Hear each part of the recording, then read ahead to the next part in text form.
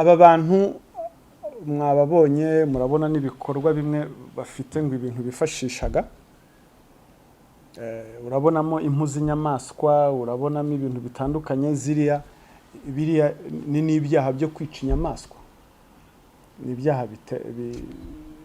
ni ibyaha bibangamiye ibidukikije. Aba bantu rero bakoresha uburyo bwinshi.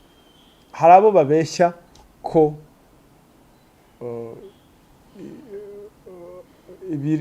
ibyibwe bari bubigaruze, umuntu akajyayo, baba bafite abakomisiyoneri babahuza na bariya bantu, ngo wibwe, ngo bariya bantu ukabaha amafaranga bakabigaruza. Urwaye indwara zitandukanye bavuga ngo bakamuha umuti bakamuvura. Aba biyita ngo na bavuzi bagakondo cyangwa se abapfumu bavura ngo indwara zitandukanye, zimwe ngo zananiranye.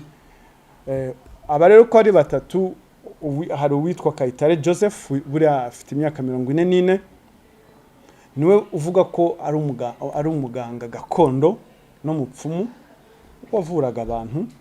Hari Mutajiri Kikara Innocent ufite ubwene gihugu bwa Kongo, Repubulika ya Demokarasi ya Kongo, akaba ari we wazanye inzoka.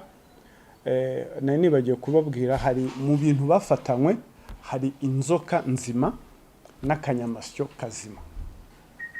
Ibyo ngibyo ntabwo twari kubizana hano, twabijyanye muri RDB kugira ngo bizasubizwe muri parike.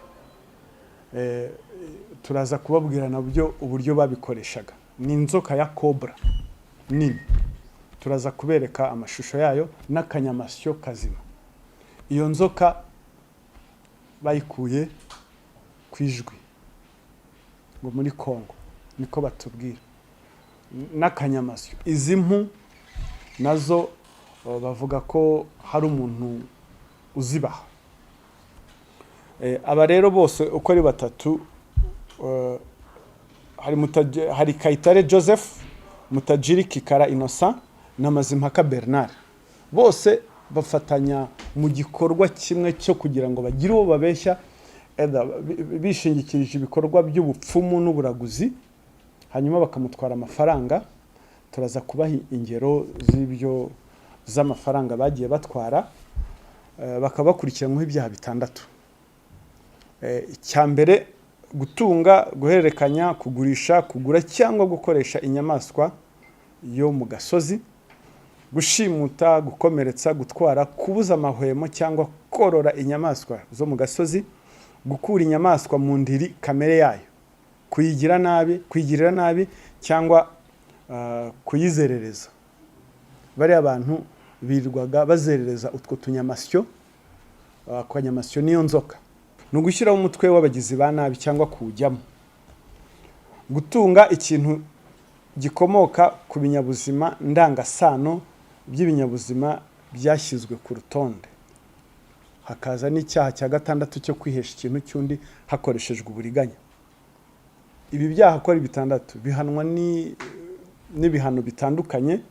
Icyaha gihanishwa igihano gito, gihanishwa kuva ku myaka 2 kugera n'ihazabu iri hagati ya miliyoni 3 kugera kuri 5. Icyaha gihanishwa igihano kiremereye, gihanishwa igihano kigera ku myaka 10, ndetse hakiyongeraho n'ihazabu y'amafaranga hagati ya miliyoni 5 na miliyoni 10. Ubu rero bakaba bafugiye kuri sitasiyo ya RIB ya Nyamirambo n'iya Nyarugenge. Iperereza rikaba rikomeje, dosiye bikazashyikirizwa ubushinjacyaha mu gihe cyagenwe n'itegeko. Bakaba barafashwe tariki 2 z'uku kwezi kwa 4 muri uyu mwaka.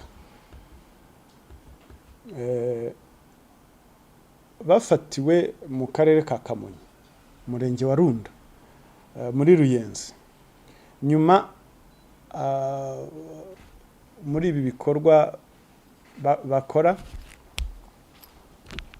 babanje kujya bakorera Gikondo, kuko si ubwa mbere bakurikiranyweho ibyaha nk'ibi ngibi. Bahereye Gikondo babona ko abantu batangiye kubatahura, bari mu Kabajya Gatenga, bavayo bagiye bafatiwe hariya za Kamonyi. Nkuko nayo maze kubivuga, bo iyo bimuka bavuga ko ngo bimuye laboratoire. iriya niyo laboratoire baba bavuga. Aba bantu rero bagira abakomisiyoneri bashaka abantu bahuye n'ibyo bibazo, abafite ibibazo bitandukanye ngo bibwe, barwaye indwara, abashaka abagabo, ibintu byose utabona gusobanura, abashaka ubukire, barashaka intsinzi y'inyatsi, ni ibintu byinshi, ngo kujya acuruza kunguka. Cyane rero bafatiwe mu bikorwa byo kugaruza ngo ibyibwe. Hari icyumba bari barise iba byita ngo ni laboratoire. Iyi laboratoire yabo rero ugiyeyo abagana bamwinjiza muri ya laboratoire ye. Iyi laboratoire ibitatsemo ibi bintu mwabonye, izi mpu zitandukanye z'inyamaswa zitandukanye, na biriya mubona ngo ni imiti ya kinyarwanda, harimo ibimene by'ibibindi, urujyo.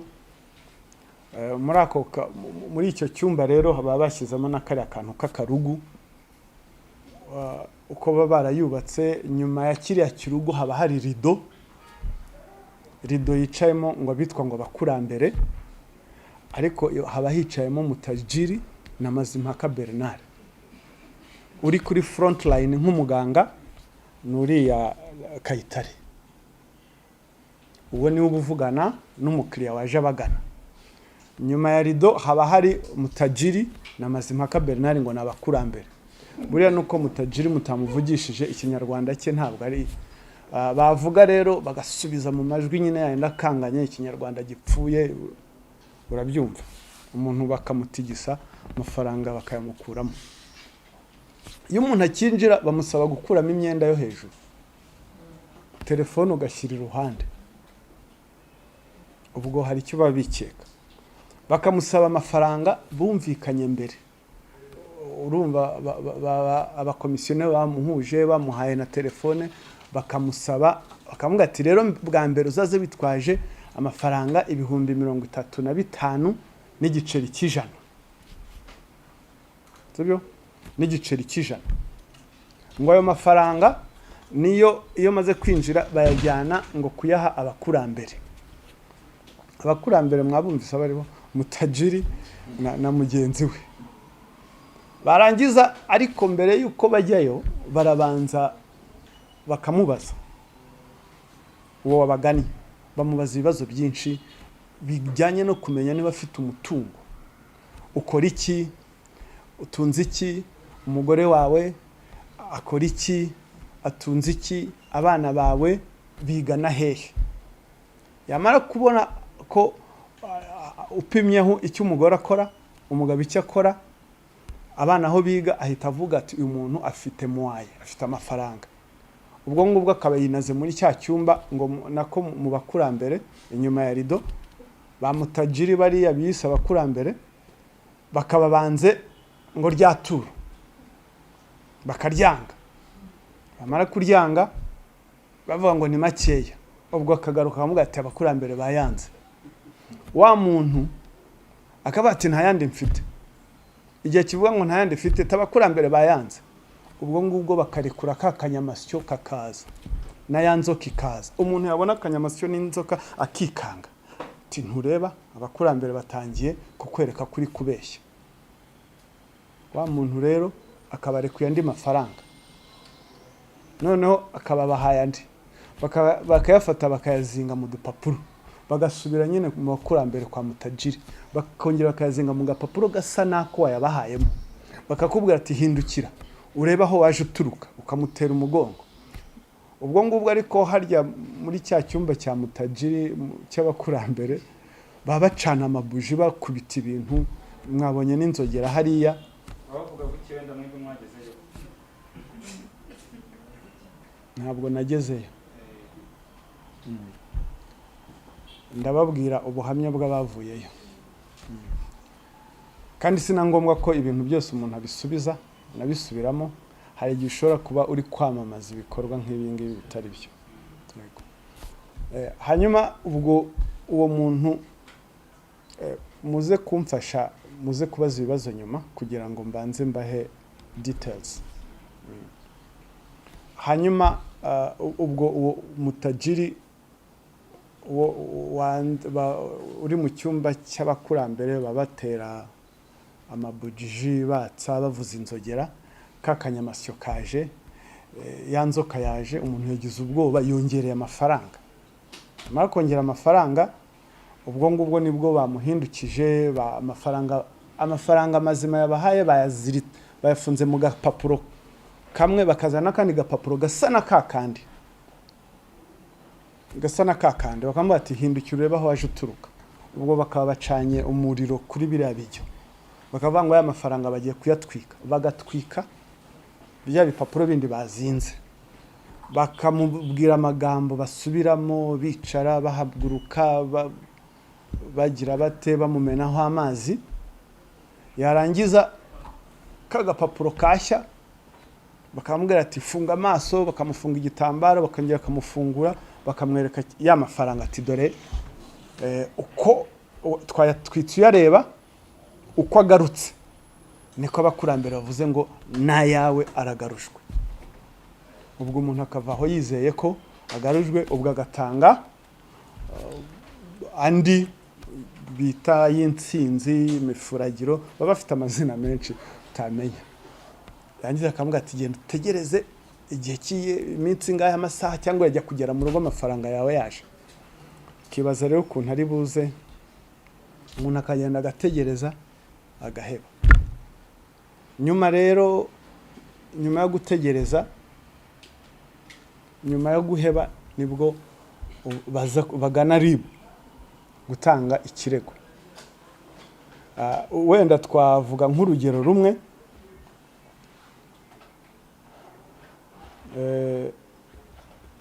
urugero rumwe rw'umuntu uherutse gutanga ikirego. Hari umuntu baherutse gutwara miliyoni 8 yashakaga kugaruza ngo yarenga miliyoni 50.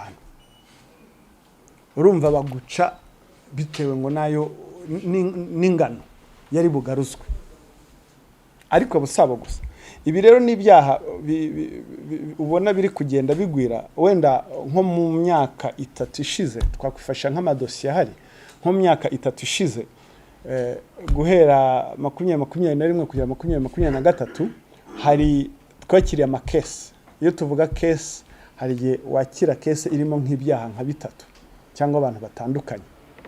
117 mu myaka 3 gusa harimo abakekwa bangana na 213. Amafaranga yagiyemo bavuga ko bibwe ni agera kuri miliyoni 102 n'ibihumbi 400. Abo ngabo kandi ndababwira baje gutanga ikirego. Hari benshi bataza gutanga ibirego basanga ari ibikorwa bigayitse bagatinya kuza kurega bitewe n'uwari we bitewe na statiye bitewe nuko n'abantu bari bumufate. Kumva ngo umuntu wize kandi bijyamo abantu bize abatarize abakire abakene abantu b'ingeri zose ntabwo ari ibikorwa by'abantu runaka. Abatoya abakuru abashatse abatarashatse abantu bose babijyamo. Ugasanga ari ibikorwa dusaba ko abantu bagomba guhugukirwa bakamenya ko ibikorwa abantu baramutse basobanukiwe ko ari ibintu byo gushaka kubatwara imitungo yabo hari uburyo babyirindamo. Ntabwo niyumvisha ukuntu umuntu atanga miliyoni 8 ngo agaruze miliyoni 50 akabura ibyuma n'intama. Abantu rero bakanguke. Uyu mugabo Kayitare Joseph mwabonye ari buriya subwa mbere akurikiranwaho ibi byaha n'inshuro ya kenshi aho yagiye ahanishwa ibihano bitandukanye n'urukiko nko 2020 mu kwezi kwa 12 yari yahanishijwe igihano cy'umwaka umwe n'amezi 6. Mu kwezi kwa 4 aza gutoroka nabyo ni kwesha icyaha cy'undi hakoreshejwe uburiganya. Icyaha kiza kumuhama n'ibyaha bitandukanye yagiye akurikiranwa bigera nko kuri 5. Iyi ni isubiracyaha. Nk'uko rero nabibabwiye, ubwo ni uburyo bumwe bw'abantu bifashisha ubupfumu cyangwa ubuvuzi gakondo. Ikindi nababwiye ni uko aba bantu abatugana, hariho abatugana kubera ko amafaranga yabo babariye, bakekaga ko ibyo bagombaga kugaruza bitagarutse bamaze kwibona. Hari n'abandi baza kurega kuko bari b'amafaranga, kuko ngo bari barijejwe kuvurwa indwara runaka, umuntu akaza yaranegekaye hafi gupfa. Urumva rero kubwira abantu ko iyo urwaye ujya kwa muganga, bariya bizita ba muganga babaha biriya bintu birimo ngo utuntu tw'udufu utamenye ibyo ari byo, ngira ngo banabikuvangiye byonyine byanakwiyicira, byitwa umuti, byakwicira kuko nta kintu mwabibonye hariya. Muze kubyitondera murebe, ni amafu utazi ngo ni ifu y'iki, nta formule nta composition irimo. Ni abantu biyita abavuzi batagira ibyangombwa bitangwa n'urwego rubishinzwe. Ubu butumwa n'ubwa buri muntu wese uri bwumve iyi video, uri bwumve ubutumwa. Hari igihe abantu bavuga ati ubutumwa n'ubw'abantu runaka, akazagaruka akazasubiza agatima impembero bamaze kumutwara, akavuga ati uzi ko burya umuvugizi wa RIB yigeze kuvuga ibingibi, ubyibuka mbere. Ni byiza ko rubyibuka mbere, ubutumwa ukabugira ubwawe.